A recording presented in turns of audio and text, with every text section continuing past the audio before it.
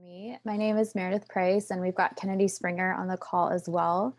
And we are going to be talking about goal setting today. So our presentation is creating and implementing sustainable and long-lasting nutritional habits. We're really excited to be here again. If you missed us last time, we're two of the performance dietitians for the University of Washington Athletic Department. So again, we'll do questions at the end, but hopefully everyone can get something out of this. We do have an activity that we'll do that just requires some thought and ideally like a pen and paper, or if you're using your phone, that works too. So we'll go ahead and get started. Our presentation outline, we'll talk about SMART goals, and Kennedy will go over what that acronym means. We'll do the goal setting activity. We'll think about friction in regards to why sometimes goals are really challenging for us to meet. We'll identify your specific barriers. We'll figure out how to break down some of those barriers. And then I'm going to do a segment on meal planning 101. So we'll kind of divert the topic a little bit, but I think everyone will get a lot out of that. And then we'll kind of wrap up with mastering self-efficacy, and we'll finish with consistency takeaways. So let's get rolling. We've got a poll, and we just wanted to see, the group here, what types of health focused goals did you make for 2021? Anna, if you don't mind just sharing that, perfect. And you can just answer the first question right now. So there are two, but just feel free to answer the first one, and we'll do the second one in a little bit. So maybe you have some competition goals or a race that you've signed up for. Maybe you're focusing on sleep. Maybe it's more meal planning, cooking related. Maybe it's weight related, substances like alcohol, consistency in eating. Maybe it's an exercise related goal. Obviously there's a lot that we didn't include on here too. Maybe mindfulness is a goal of yours. So I'll let these kind of come in. Right now, looking like exercise related goals have been very popular, weight related goals as well. Okay, we've got about almost half of everyone has voted. And this is just so we can kind of see what everyone's been focusing on for these last few weeks, the first couple weeks of 2021. Okay, looks like we've hit a little bit of a standstill, so I'm going to end the poll. All right, so definitely a lot of people here have weight-related goals, which is great, and definitely some exercise-related goals too. Those seem to be the most popular, but then we've got a whole host of other goals with sleep and cooking, groceries, meal consistency. So that's great. We love that everyone is so, sorry, I'm just trying to get the poll off of my screen. Okay. I don't know, Anna, if you know how to X out of the poll, but I can't get it off my screen. It should be down now. Okay. So that's wonderful. And, with those goals in mind, Kennedy is going to talk about how to make, I'm sure all of you have already created some goals, but maybe some of them haven't quite started the way you've wanted them to, or, maybe you're just looking for a little bit of a reboot with a few of the goals. So Kennedy, I'll let you take it away with just kind of reevaluating our goals and making sure that they're achievable. Yeah, great. So probably most of you have heard about SMART goals before and have had that concept presented in different ways. So I'm just going to review some of the principles of SMART goals. So when we think about the S, we really want to have goals that are specific. So the more narrow and specific we can make our goal, it's going to help our planning, it's going to help our motivation and give us really good direction. The next thing we want to do is apply the M part, which is measurable. And when we think about the measurable aspect of goals, we really want to think of how it will help us track progress and help keep us motivated. And we'll dive a little bit more into that, but it doesn't always have to be based on numbers. The next one is achievable. So we really want to push ourselves with our goals and grow and stretch, but we also want to be realistic. So making sure our goals are something that we can realistically achieve while also pushing ourselves and growing. Then the R, it can sometimes stand for relevant. You maybe have seen it phrased as realistic, but ultimately what we want is our goals to be based on things that you value, things that are really important to you so that they're meaningful goals and you're inspired to achieve them. And then last is timely. So connecting your goals to a time really helps you prioritize the different things and helps keep you motivated and looking forward to a certain time frame. And that has very different aspects that we'll dive into a little bit further in the next couple of slides. So this slide just overviews specific and gets into a little bit more detail. On the left side, these are common things that I see with people I am working with when they're thinking about nutrition or being healthier. They come with goals and they're saying, I want to be healthier, I want to eat healthier, I want to move my body more, I want to drink more fluids throughout the day, which are all great goals, but we want to make them a little bit more specific. So we really want to identify exactly what we want out of this and take those goals a little bit deeper so that our brains have something specific to work off of. So I gave some examples of how we could take, I want to eat healthier. How can we take that and make it a little bit more specific? Maybe it's adding protein to breakfast. Maybe it's adding 2 cups of fruits and vegetables to a meal throughout the day. Or maybe it's related to meal prepping and packing our lunch. But what exactly do you want to do with being healthier and getting more specific? Same with getting in better shape. Are we saying, oh, I want to work out for this amount of time per day? Or do I have a goal throughout the year that I'm going to train and run a half marathon or some event? So getting a little more specific in each of those things, and the same with the water, kind of attaching amounts to it and really being clear with ourselves and our intentions. So those are kind of some examples of how we can make things more specific. Okay, so getting into measurable, measuring really helps us track our progress and it helps us keep the motivation. But like I said, it doesn't always have to be numbers. So the very first thing on my list here is a simple checklist. Sometimes it really helps to have goals that are kind of a yes, no throughout the day. Was I able to go move my body? Whether it was a 30-minute walk or maybe you went to a 30-minute virtual workout class, but were you able to check off that mark for the day? And over time, this helps create consistency and you kind of get that release of endorphins as you're able to say, yeah, I did this today. So that's a simple way to measure and track your progress and see, okay, how many days a week am I able to check yes? And maybe if we're not hitting 5 to 7 of the days that we wanted to, we need to back off on, be a little more specific on how we're approaching our goals and how we're measuring our progress. Another thing, especially with nutrition, that we can use to measure is visualization. So when we're thinking about adding more nutritious foods, adding more fruits and vegetables to our meals, you can check in and measure your progress by looking at your plate. Can you see more color on your plate, or is it pretty monotone in its color? Or can you really look at your plate and see, oh, I have a protein source, I have fruits and vegetables, I have carbohydrates. So visualization can also be a great way to measure your progress with goals. And then the most common one is numbers. Really thinking about numbers and how they can impact us. And I really like that first part where we're just not necessarily looking at numbers as far as counting calories or on the scale, but really looking at numbers as far as how we can incorporate those in different ways. So maybe it's thinking the 2 cups of fruits and vegetables, or the ounces of water, or maybe the minutes of physical activity that we've had. So just kind of approach the numbers with an open mind and how can we move away from scale or counting calories and focus on other ways that we can measure with numbers.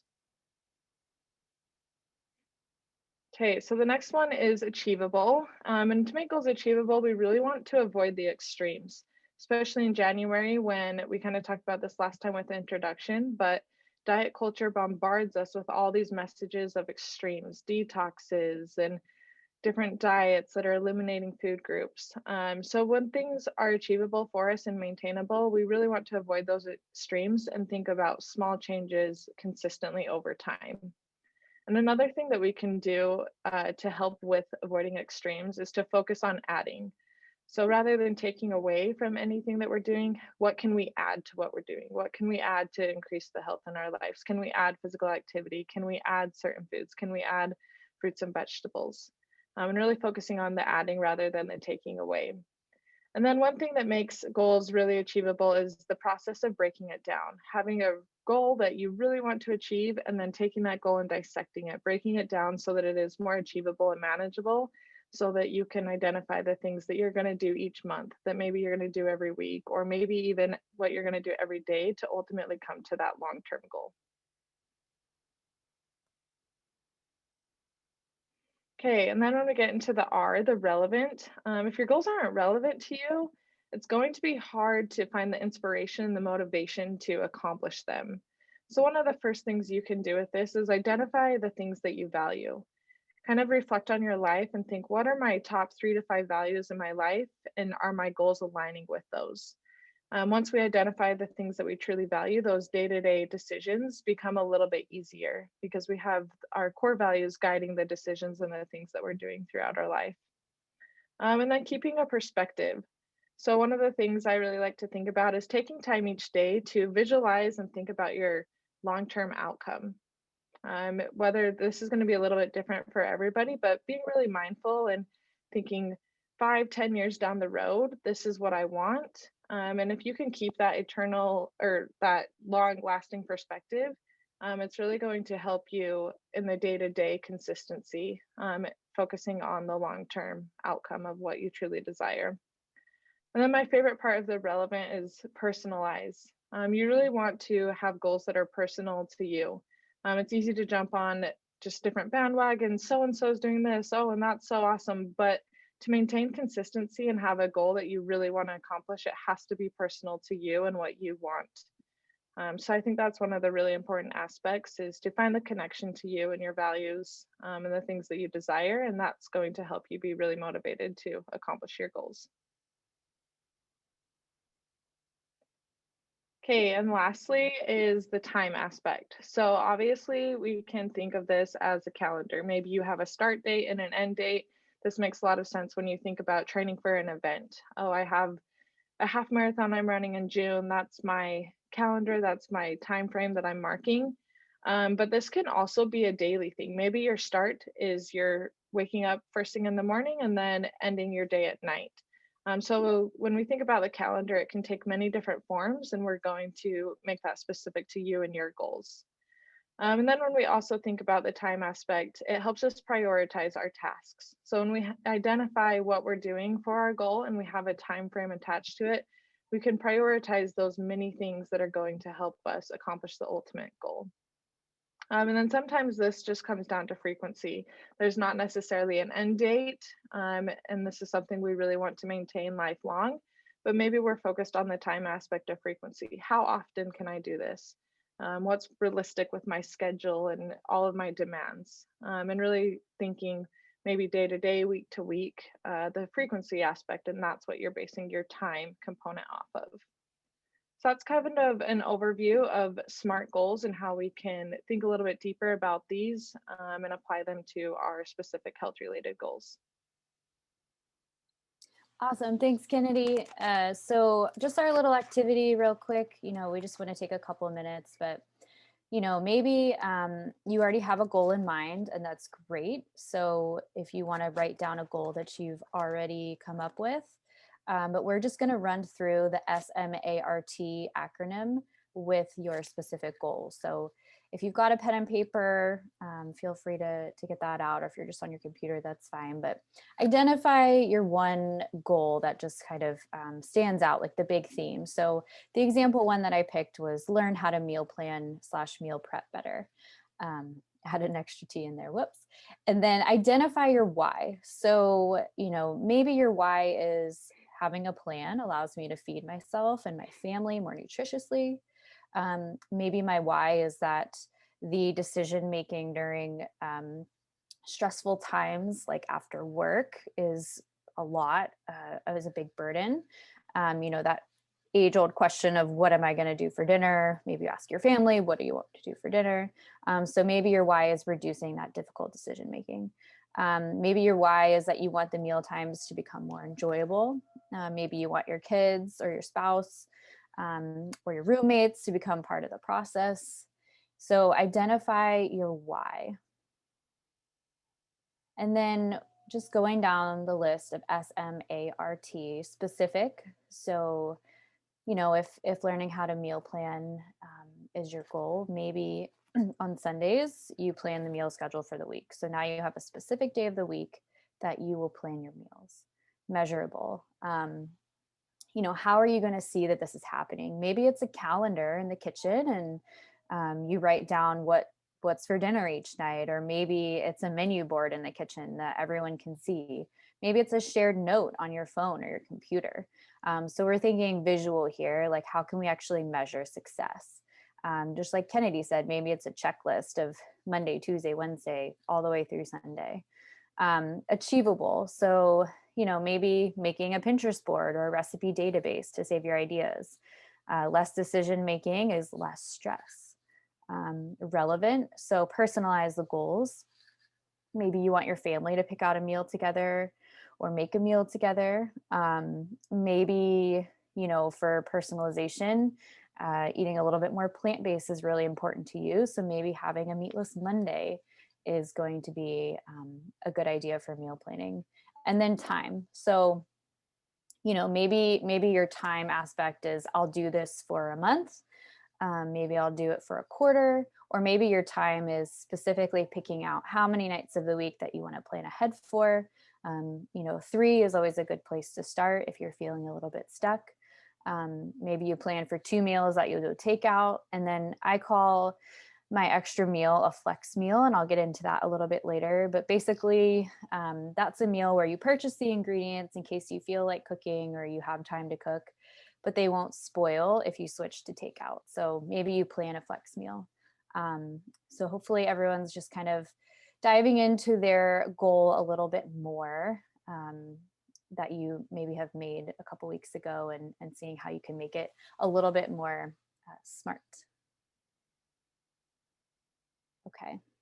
So then your goal goes from a basic 3 or 4 word goal of create weekly meal plans to really a complex but manageable goal. So, maybe your goal goes from create weekly meal plans to make 3 home cooked nutritious meals per week.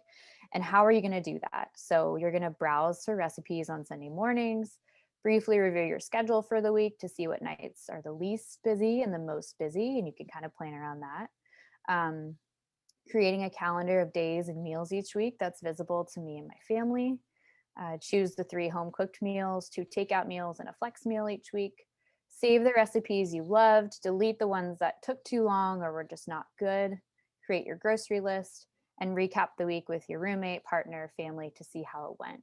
So this goal has now become something that you can visually see, start checking off the boxes, and makes it much more achievable. Okay, so Kennedy, if you want to hop on this one. Yeah. So if you're anything like me, you go through the SMART process and you're super motivated, ready to go. But as in anything in life, we often come to friction. And I really like the definition of friction. I kind of have it here. It says resistance at one object encounters when moving over another, or conflict caused by a clash of wills.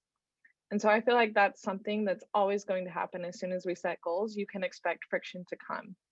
And so the best thing that we can do is plan for this friction and identify the things that might cause it right now so that we're prepared when it does present itself later.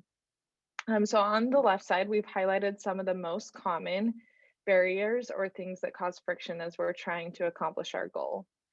So the first one is time barriers. That's a very common one. We have a lot of demands day to day, lots of things kind of taking our attention, pulling us different directions. And so identifying those barriers in your time and what might you counter as you're trying to accomplish your goal. The next one is mental barriers. Thinking about the mental side of things, and what's the dialogue going on in your head? Do you identify a lot of barriers mentally as you're trying to accomplish your goals? And how can we counter those? Family barriers. Family is a really great thing and really important, but there's always going to be different demands from family that might impact your goals. And so, what can we do with our family and our loved ones to be able to identify barriers that might come up, and how can we kind of tie them into our goals and really prepare ourselves to address that barrier? Another one is financial barriers. So just thinking, are my nutrition and my health decisions driven by my financial decisions, and how can we kind of combat those as well? And then also other barriers that you can identify. Just give yourself time to reflect and ponder on the different barriers that you often experience, and kind of think through those and how you could combat those barriers to be able to accomplish your ultimate goal. So we want to know what barrier feels most challenging for you to overcome. So I'm going to relaunch the poll and you'll just answer question number 2. What barrier makes it hardest for you to reach your goals? You may have to answer both questions, and if so, that's fine. Oh, You can okay. just click a random one for the first question. Thanks, Anna.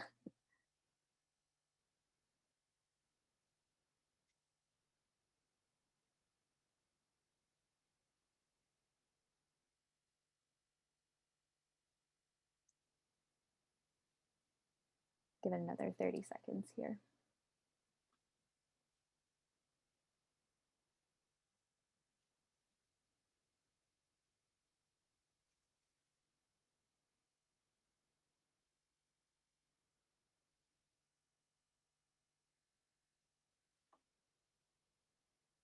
Looks like everyone who's going to vote has voted. So I'm going to end the poll and share the results. So what barriers make it hardest for you to reach your goals? It looks like time and mental barriers are actually the two that have been the hardest or the most challenging. So that's definitely understandable. And so what we're hoping to do is just help you identify those barriers and come up with some ideas to overcome them.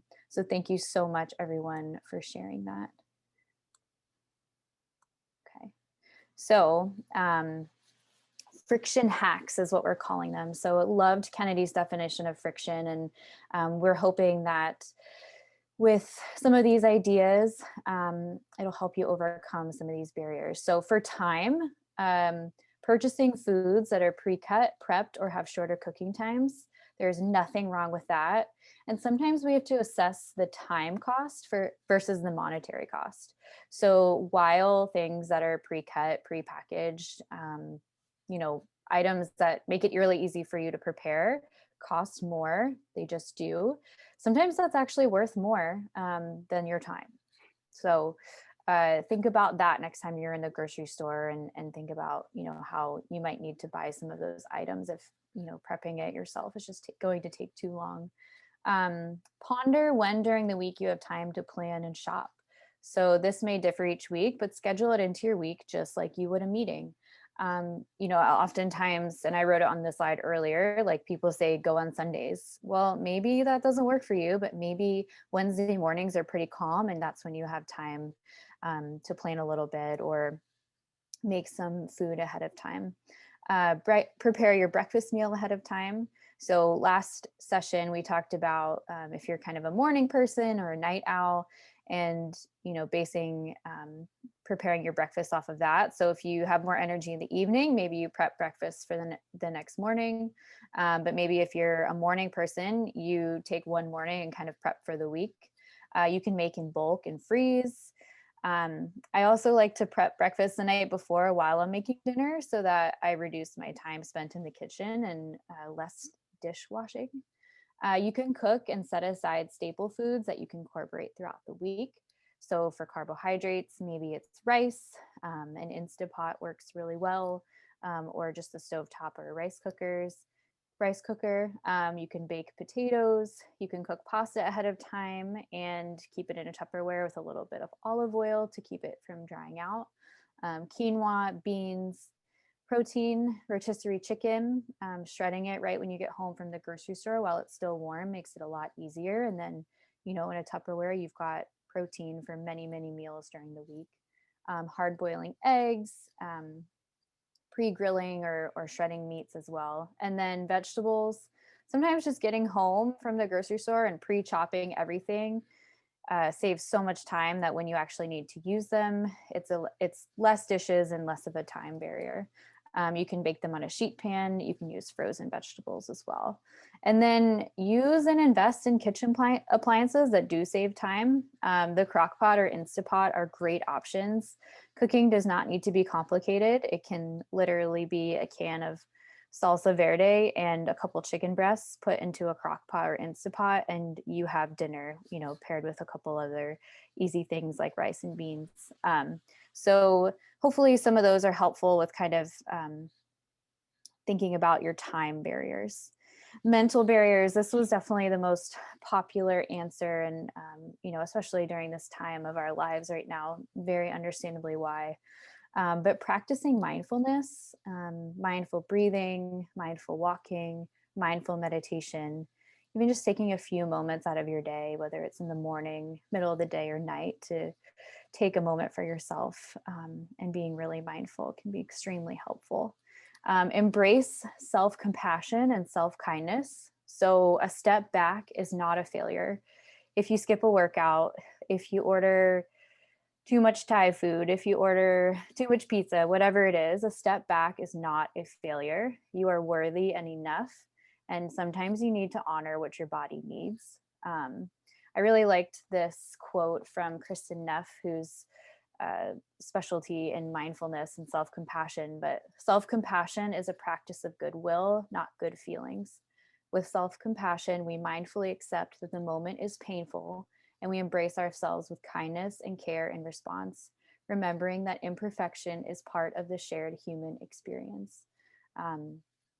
I think with a lot of diet culture, it's common that we hear that we need to beat ourselves up if we mess up one day, and that's just not true. A step back is not a failure. So keeping those things in mind as you're going throughout your day.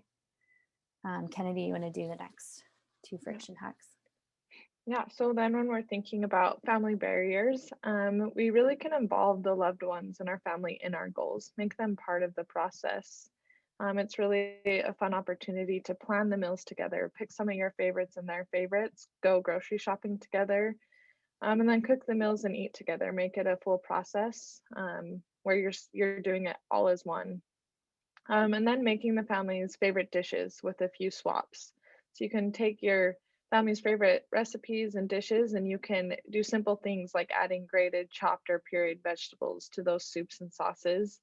And then having vegetables and fruits out and ready, and you can serve them with some dips and dressings, and making those part of the meal that you're serving as well. And then we also have the other aspect where maybe you wish you had people to eat with. Maybe you're just cooking for one and you run into barriers that way. So some of the things that you can do here is review the recipe, see if you can cut the recipe in half, and make it more directly related to you and the portion sizes that you'll be needing. Another thing that you can do is just have those simple 5-10 minute meals ready to go that are portioned for two. And so then you can have that for dinner and pack it for lunch the next day. So you kind of hit the time barrier as well, because you're able to use that time to create 2 meals, and then you have your lunch ready to go. Or you can save it for dinner the next night. And then just finding recipes. Meredith will go over this a little bit more later on, but using those recipes and the ingredients that are left over, how can you incorporate those into meals going forward for the week, and being able to use all the leftovers. And then another one with family is having those really healthy, nutritious foods and the produce in plain sight. A lot of times they might get stuck in the bottom drawer of the fridge, or they're just not as visible, but having them ready to go and eat, and in plain sight, we can make sure that there is part of our goals of increasing the fruits and vegetable intake within our families.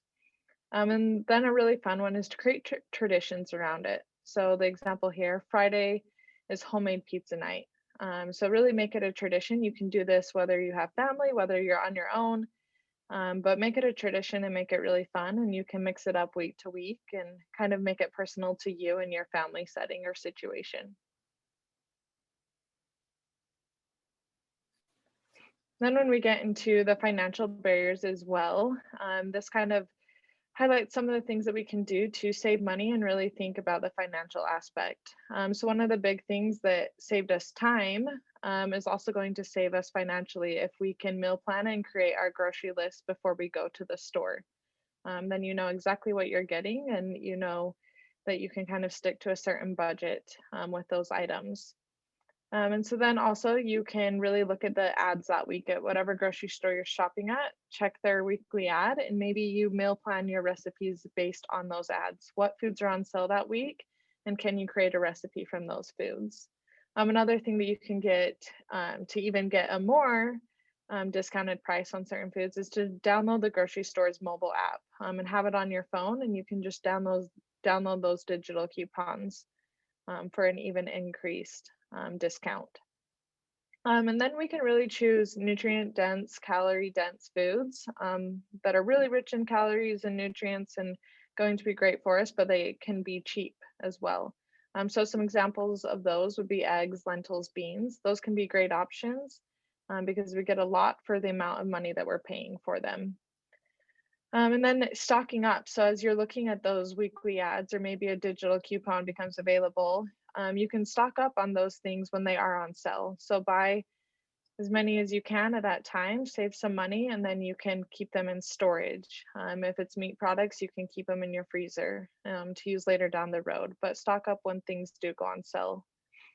And then really just creating your favorite takeout recipes. A lot of times it's very easy to just make eating out a consistent habit, but eventually financially that might add up. So think of your favorite takeout recipes that you could maybe start making at home for a lot less money. And that can be a really good way to address the financial barrier and really have the opportunity to get in your own kitchen and have good experiences with cooking those meals.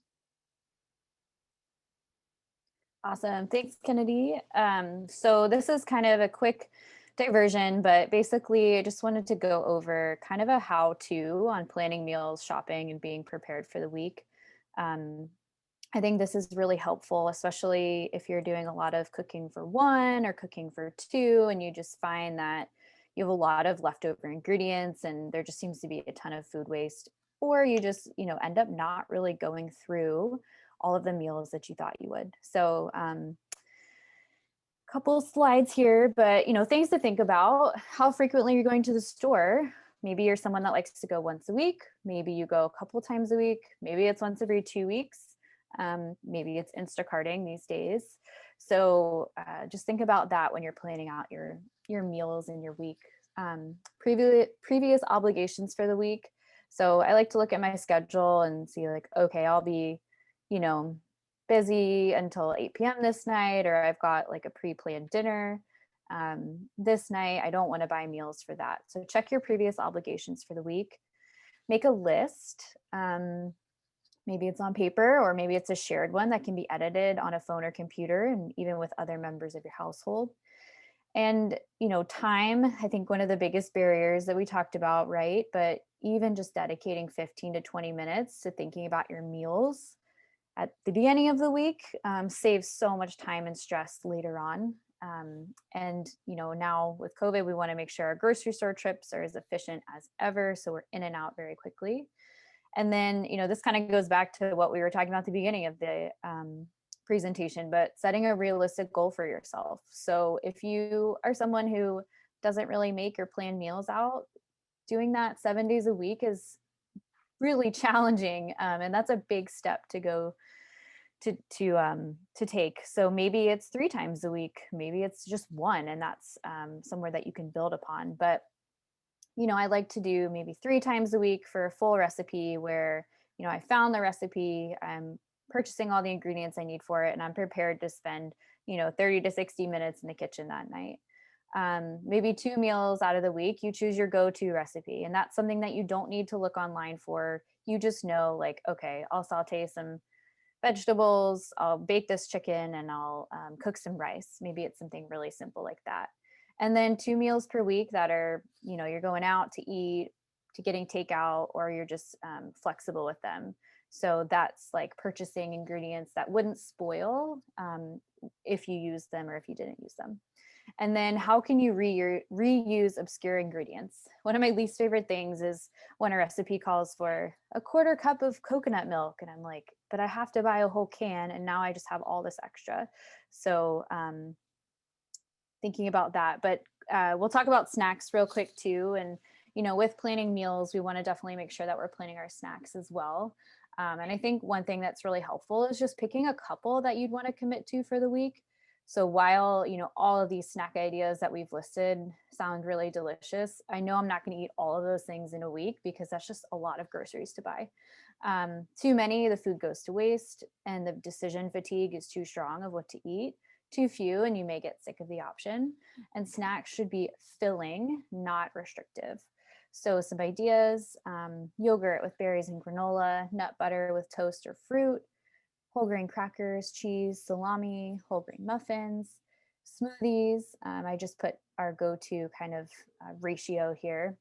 Dates stuffed with nut butter, shredded coconut dipped in melted chocolate, sliced tomatoes with fresh mozzarella, salt, pepper, and olive oil, an English muffin toasted with avocado, pita chips or pita bread with hummus and carrots. So obviously there's a million different snack ideas out there.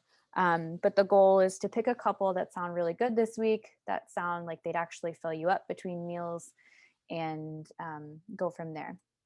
So consider, when you're planning meals, creating a recipe database. This could be really helpful if you find that you're making recipes that you really, really like, and then you kind of forget what you've made and lack that inspiration to pick meals for the week. If you are someone who uses the internet as opposed to recipe books, you may want to consider doing a Google Doc or like a Microsoft OneNote, where you can just look at the different types of, this is my personal one actually, or part of it, but I've got it divided up into different types of cuisines, and then the hyperlinks are all just right there. So I just kind of look at it each week and think about what sounds good. There's definitely many, many ways to do this, but a database could be really helpful. Some options on where to look: Pinterest, Google. I always check the star ratings. Your favorite blogs, I've got a couple listed there. Cookbooks. Sometimes it's fun to just look on your bookshelf and find a random cookbook and pick something from it. For maybe you ask your friends and family. There's a blog called Kids Eat in Color, who she's a registered dietitian, but she's got great ideas for getting kids to try vegetables and working on picky eaters. I usually pick one recipe that I really want to make, and then from there see what ingredients can be reused to try and save money and reduce food waste. So I've got an example of a meal, or a kind of like my thought process, I guess, on planning. And this was from a couple of months ago, early COVID, but I usually try to plan for about 5 meals for the week. I try to eat leftovers for lunches, but you don't have to. So, example thought process would be, all right, recipe number 1, I had some fish in the freezer that I really wanted to use. And so I found a fish taco recipe with mango salsa. From this recipe, I knew I would have cabbage left over, some tortillas. So I kept that in mind as I started planning the other meals. Cabbage is not super versatile, but can easily be sauteed into any stir fry. Just thinking about how you purchase ingredients. So, I wanted to buy some chipotle peppers and adobo sauce, but sometimes they come in a can that's just like a pop top, and other times it's a screw-on lid. I wanted to make sure that I had some for later because I wasn't going to use all of them. So I got the screw-on lid. If you have kids, let them decide a meal. So this is just a picture of kind of what we call like a mise en place, which is just your space for cooking. And so after I made that meal of the fish tacos, I prepared the rest of the cilantro to save it for later in the week and just put that in a Ziploc bag. I saved the rest of the yogurt for smoothies or as a snack that I can add berries and granola to. I cut up the rest of the mango to freeze for smoothies, cut up the rest of the cabbage to easily add to stir fry. And we'll use the other half of the avocado with something, eggs, toast, or honestly, just eat it. So, just thinking about, as you're prepping one meal, how can you kind of get yourself ready for the next to save time on other days and nights of the week? And then just kind of some takeaways here, but I always pick a recipe that I can make in under 10 minutes, if not more than one of those types of recipes. It's usually one that I've made many times over and probably doesn't need a recipe anymore. An example would be like a stir fry with a peanut sauce. I also like to think of a back burner meal is what I call them, in case one night I end up eating at home but didn't plan for it. Um, or this is kind of like that flex meal I was talking about. And then, these days we should also have a meal that could be made with canned and frozen items. So like lentil soups, vegetarian meals, rice and bean burritos, shakshuka, which is baked eggs with chickpeas and tomato sauce, and pasta bakes. Okay, Kennedy, if you want to do the grocery list. Yeah. Yeah, so really thinking about the process, we want to make our grocery list so that that is the most convenient and simple process that we can have. So really with social distancing and COVID right now, this becomes even more important so that you can get in and out of the grocery store. So one thing that you want to do is really check your house, kind of see what you have in stock, what's in your pantry, what staple items do you have. Sometimes we always think, oh, I have rice, oh, I have black beans, and then you go to make your meal and you realize you might not have those staple items. So always do a once over of your pantry to make sure you have those staple items. And then something that can be really helpful is divide your list up into sections. So kind of identify everything that you need throughout the grocery store, and then divide it up into the sections so that it's really convenient as you go through the grocery store and how it is laid out. So we gave you some categories there that you can use. You can think about your produce on the outer aisles, and you probably will hit your deli, your meats, and your fridges on those outer aisles. And then you can think more of your dry ingredients and going into the center of the store and getting those. But that can make your process a little bit quicker so you can get in and out of the grocery store in a convenient way.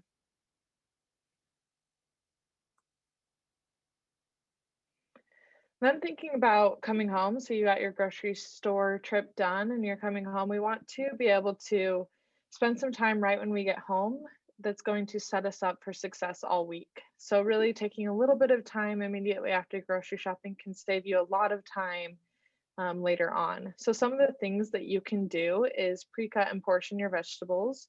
So this makes it really easy for you to grab them out of the fridge for snacks if you need them, or they're already cut ready to go to throw in different dishes that you're making throughout the week. Really storing our food appropriately so that it can last as long as possible. So like just an example there, when you are buying like a loose green, wash it, cut it, and store it in a paper bag or store it in a plastic bag with a paper towel so that it's ready to go, but it will also last longer than just throwing it into the fridge as soon as you get home. Another thing, we highlighted this clear back at the first of the presentation, but making large batches of those staples. So one thing that you can do is think about the grains and making a large batch because you can use it throughout the week, whether you're adding it to a salad, throwing it in a stir fry, a wrap, maybe you're throwing it into a burrito, but just different things that you can do with grains, and they're very versatile. So if you get home from the store, if you want to make up a batch, that makes it a lot more convenient later on in the week.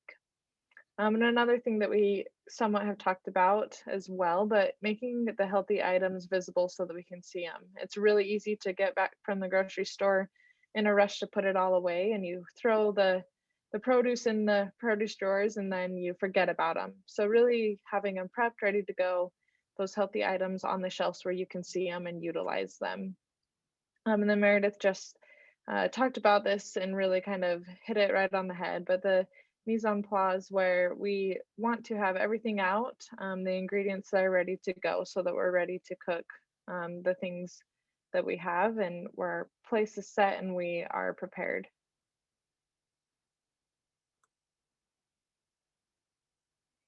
And so this slide just highlights some easy meal ideas to keep on the back burner, things that you can easily throw together. Maybe these are your 10-minute easy meals that Meredith highlighted.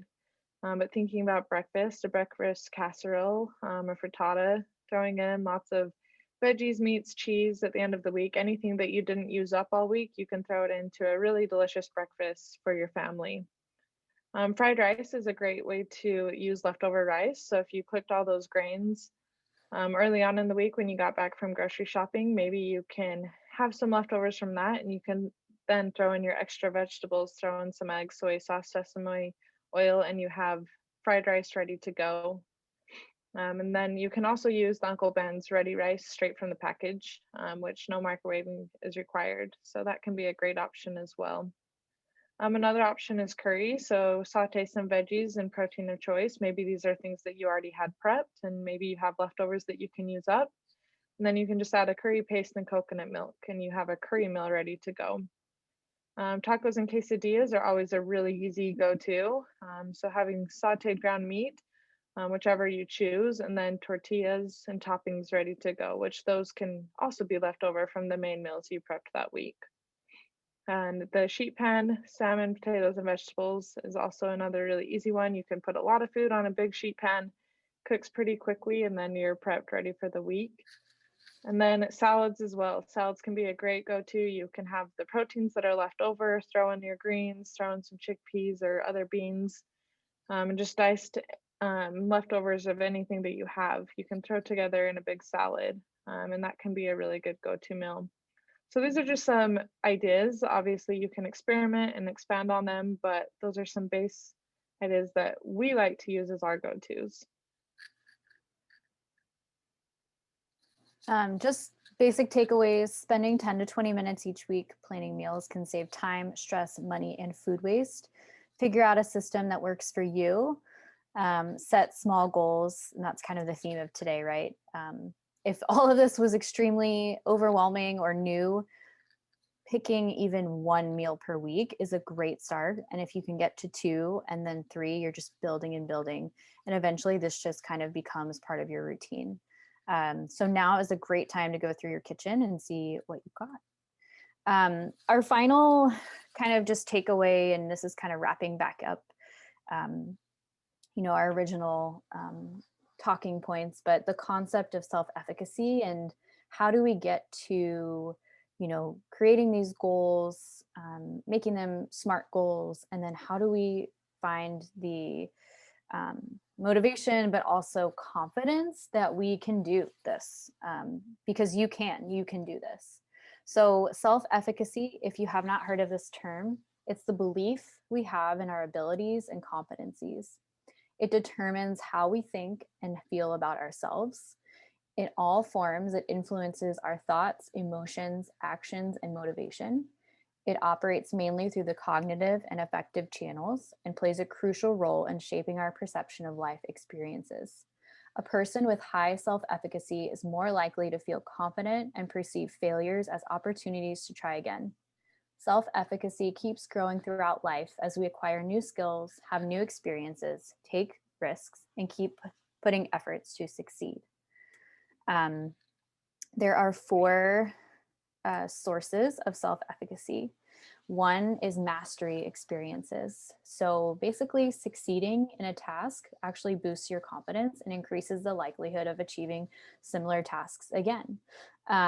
So think of that as mastering some kind of task equals confidence and success. Resilience to manage expectations about success and accept failure positively. People who succeed after overcoming the obstacles and recuperating from the breakdown have high self-efficacy.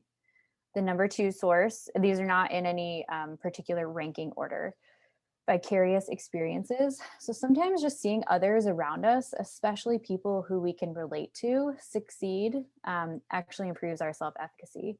So, thinking about similar people or hearing success stories motivate us to believe that if they could, we can too.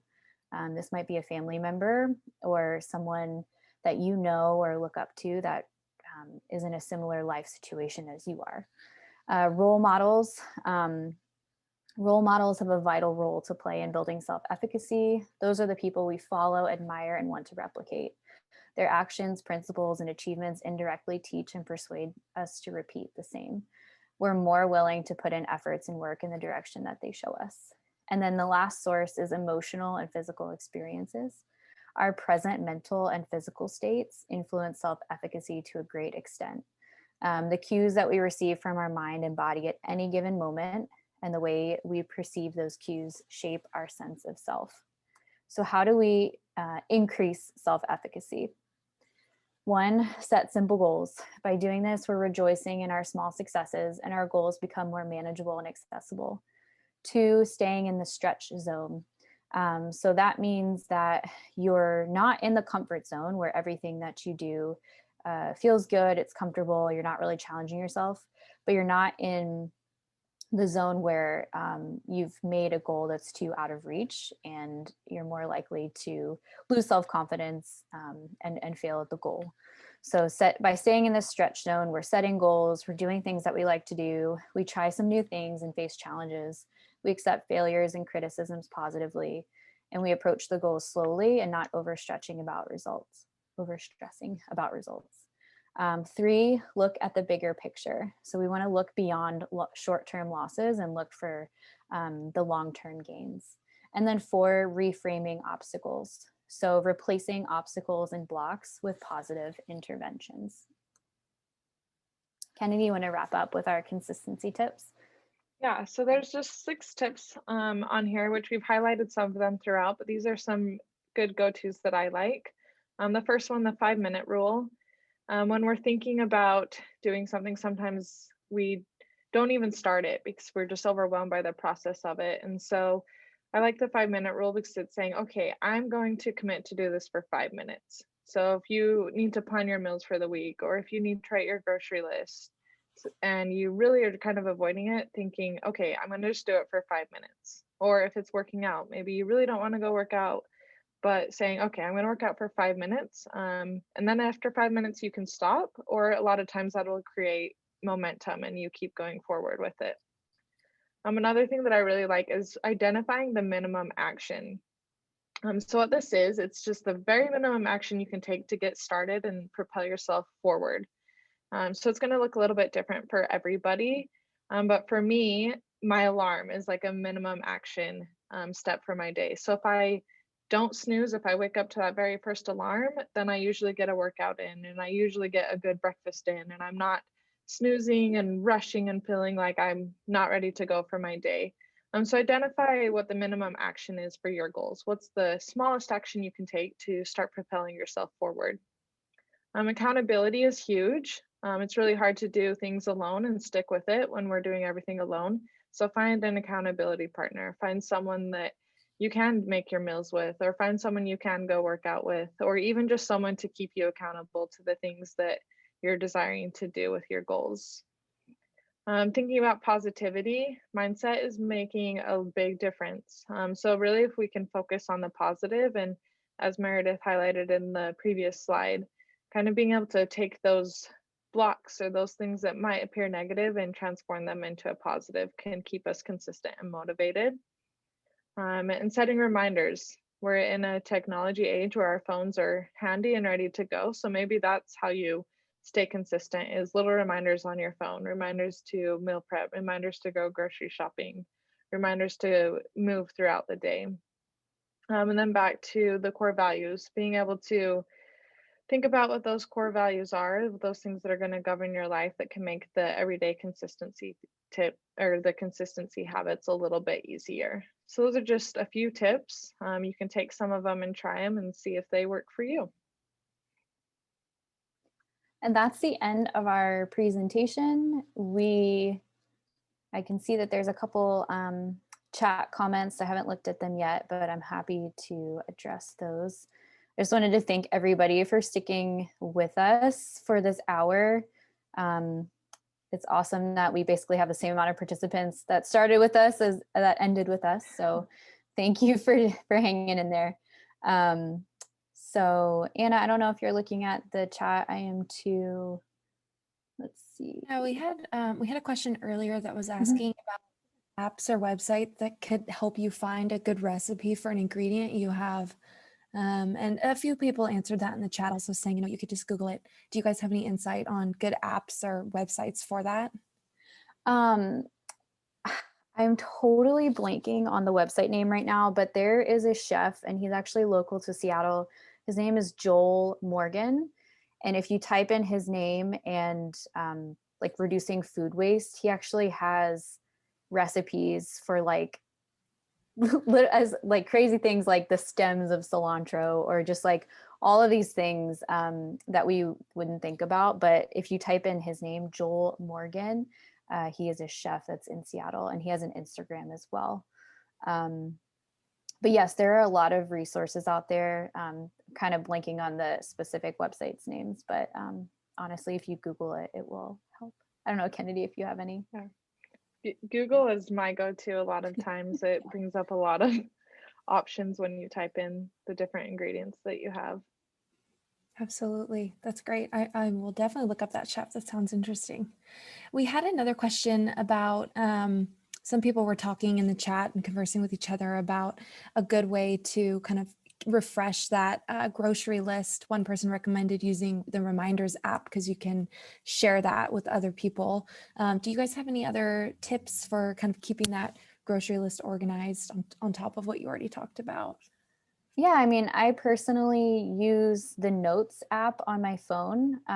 So you can just write it in and then you can literally just check the items once you go through the store. And the nice thing about that is I go to the grocery store with someone else. And so while they're over in the produce section, I can see that they're buying the right things. No, just kidding. I can see that they are checking off things and we don't forget that we need to purchase a certain item. So honestly, just the Notes app. And then each week I just go in and delete it, but I've got it like Sunday, Monday, Tuesday, all the way through the Saturday. Oh, fridge to table. Yes, that is one that I forgot about. And yes, I meant Joel Gomorin. I can't even say it. But yes, that's who I meant. He's got an Instagram and a website. All right. Well, it looks like there's not too many other questions. So thank you both, Meredith and Kennedy, so much. I mean, personally, I was taking so many notes and there was a lot to learn in this session. It's just such a great overall introduction to so many important processes and topics around nutrition. So we look forward to hosting you next time. And everyone, I hope you enjoyed your hour. We'll see you next time. Have a good afternoon.